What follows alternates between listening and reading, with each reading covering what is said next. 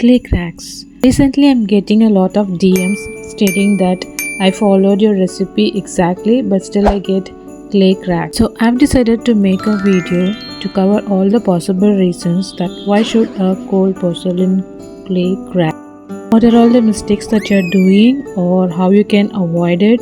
You can just see in this video. And before starting or getting into the video, I wanted to let you know it is going to be a lengthy video. If you already a pro, if you already work with cold porcelain clay, then this video is not for you. This is for the beginners or people who face such kind of problems. We'll be sharing you so many useful tips. So let's get into the video. First, we'll start with the vessels you use. Always use a non-stick pan at the maximum. So because your product that you use, it should actually cook well properly, and most importantly everything should cook evenly. That is the main thing. So if you use a normal vessel, most of your products get sticks into the vessel itself, and the product you get, the clay you get, will be very little amount, and also not sure whether it will get cooked properly or not. Otherwise you can go for a use and throw plastic cups or box that we usually get food when we order. You can use that, and you can go for a double boiling method. Secondly, it's the ingredients. You have to make sure that the proper quantity of the ingredients are used, also the quality.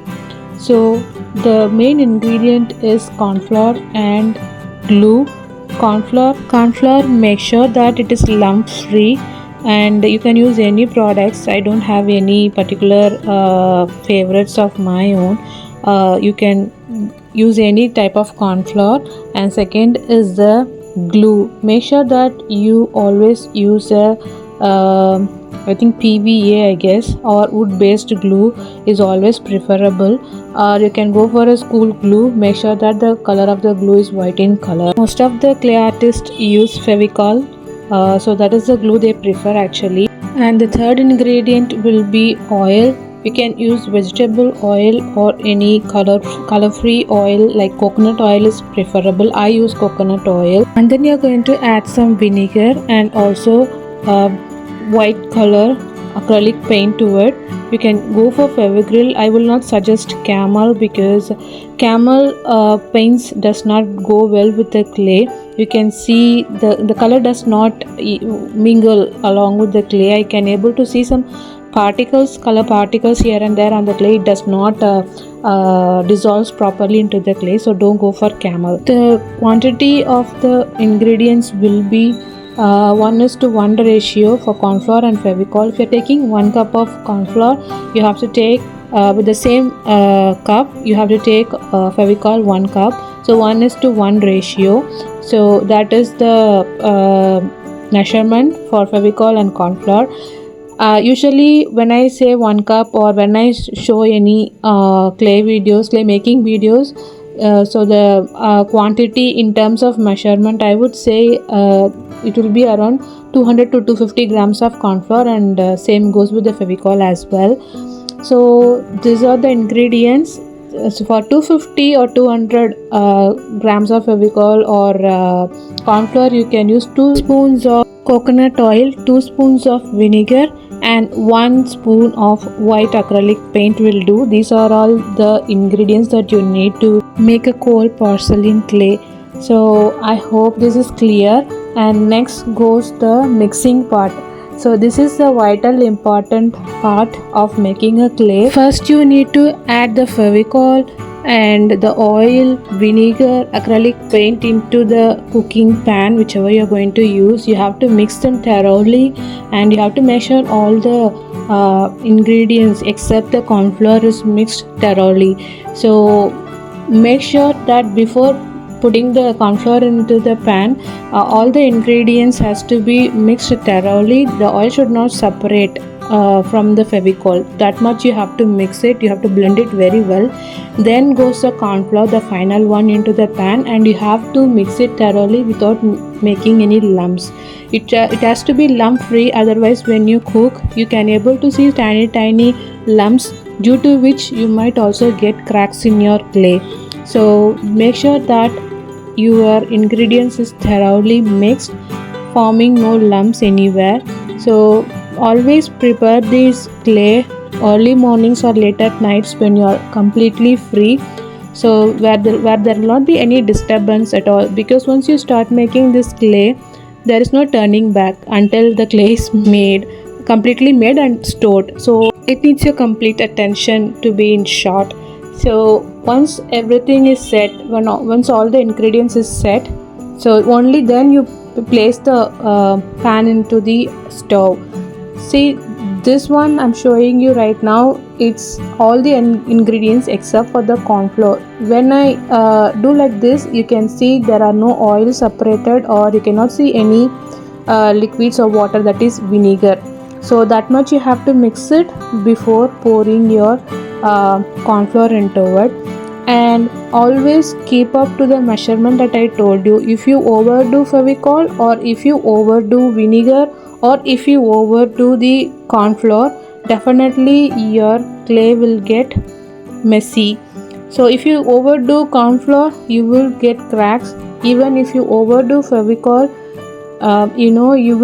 your clay might look as cooked and perfect, but when you start making the doll, if you start creating stuffs out of it, once it is getting dried, you can able to see cracks. Overdoing the corn flour with whatever the measurement I told you makes your clay, it gets strong or hard and it tends to break. Overdoing Fevicol with whatever the measurement I told you, 1:1 ratio, it makes your clay way more sticky and it takes lots of time to dry, due to which your clay tends to break. So always go for 1:1 ratio, not over or not lesser than that.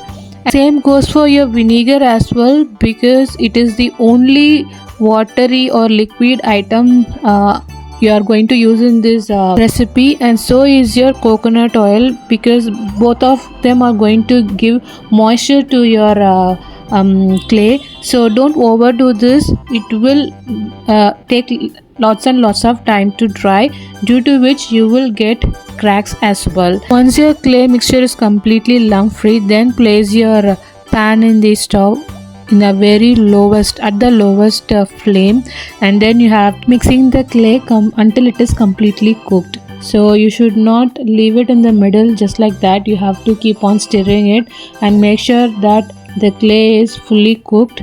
The cooking time cannot be mentioned because it completely depends upon the vessels that each of us use, and the quantities, as well as the flame, temperature or flame intensity depends. For me, usually it takes almost around 10 minutes approximately minimum.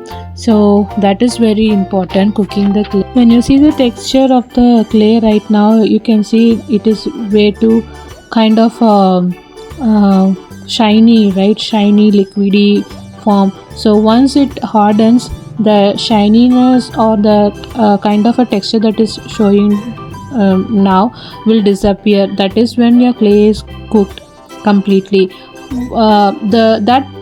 Outer portion of the clay usually becomes opaque like so, but the inner portion, if you break it with the help of your spatula, you can able to see the inside of the clay will not be cooked properly. That is the mistake where every beginner actually thinks the clay is cooked, and because it does not stick that much into your hand, also the dough will be coming easily off from the pan. So most of the beginners or even the people with experience thinks that the clay is cooked, not actually.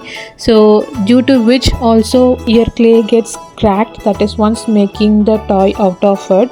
Once it dries, it cracks because it takes a lot of time.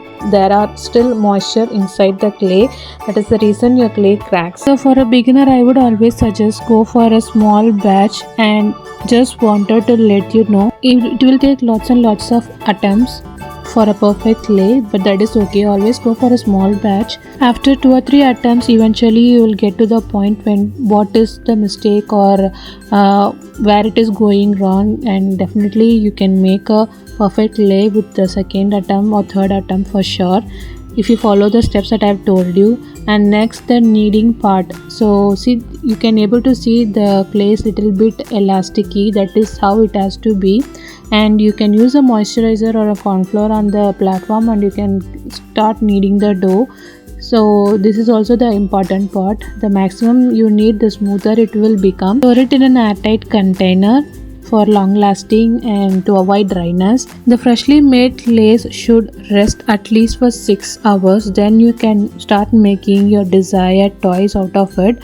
So fresh clays often cracks the most. Even a good clay cracks if it is not kneaded properly. So you have to knead the clay for at least 3 to 5 minutes before making anything out of it. If you're going to make any big sculpture or a very big toy, then the clay definitely cracks because the outer layer dries fast, wherein the inner layer takes a lots of time to dry, due to which your toy gets cracked.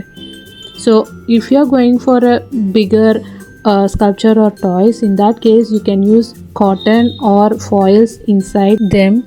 In this way it will not only helps in reducing the cracks, but also a lesser amount of clays can be used. Clay will not get wasted. Sometimes it is the place where you dry the clay, so always dry the clay or the products that you made in a normal room temperature, not directly under a fan or where there is a lot of exposure to sunlight. When we make a clay, we usually make them in separate pieces like head, body, legs, ears, etc. So when you're bonding them, that is when you're attaching them all into one piece, you have to attach them with the help of a glue. Many people press the pieces together thinking that it will dry stick once it dries completely. Yes, it will dry, but there is a property of cold porcelain clay that they shrink. Due to this shrinking issue, what happens is like whatever the portion that is attached, that particular area gets cracked. So that is why you have to attach each and every part with the help of a glue. When you're sculpting, take only a portion of clay that you will be using. The remaining portion has to be preserved in a airtight container so that the clay does not dry, because the outer layer of the clay simply dries out very fast, very quickly in a normal temperature itself. So that is the one thing.